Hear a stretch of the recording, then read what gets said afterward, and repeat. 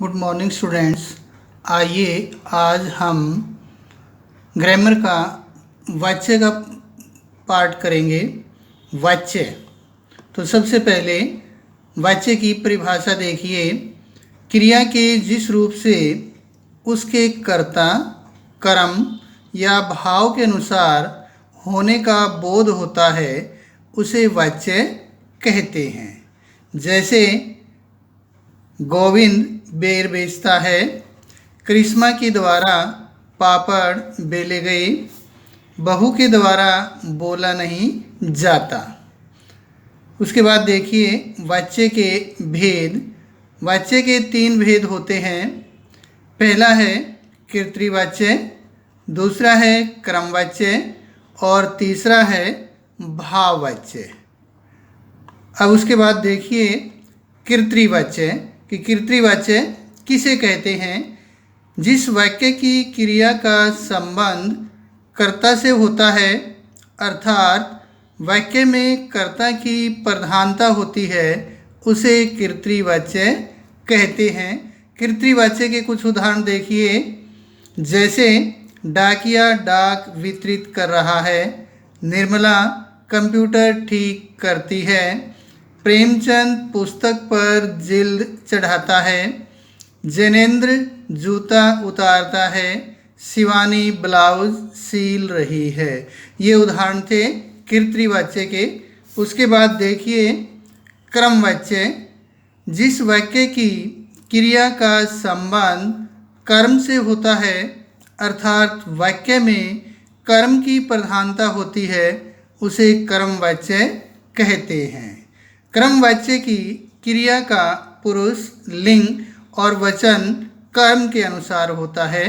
जैसे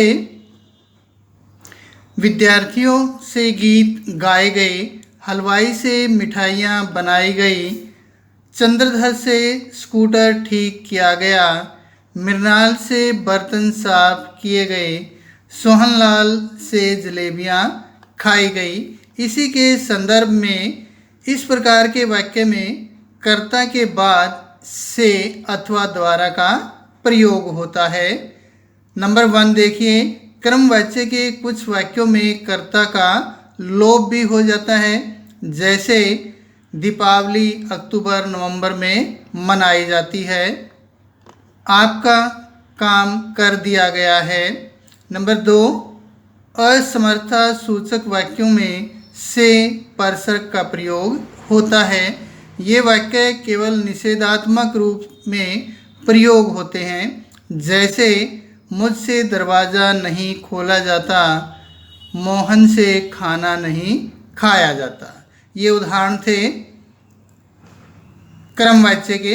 अब देखिए नेक्स्ट भाववाच्य। जिस वाक्य की क्रिया का संबंध कर्ता और कर्म से न होकर भाव से होता है, उसे भाववाच्य कहते हैं। भाववाच्य की क्रिया हमेशा पुल्लिंग, एकवचन तथा अकर्मक होती है। भाववाच्य के उदाहरण देखिए। दादी जी से चढ़ा नहीं जाता, वृद्धों से झुका नहीं जाता, मुनमुन से चला जाता है, रामशरण से मुस्कुराया जाता है, बंदर से घूमा जाता है। तो ये थे बच्चों आज वाच्य की परिभाषा और उसके भेद।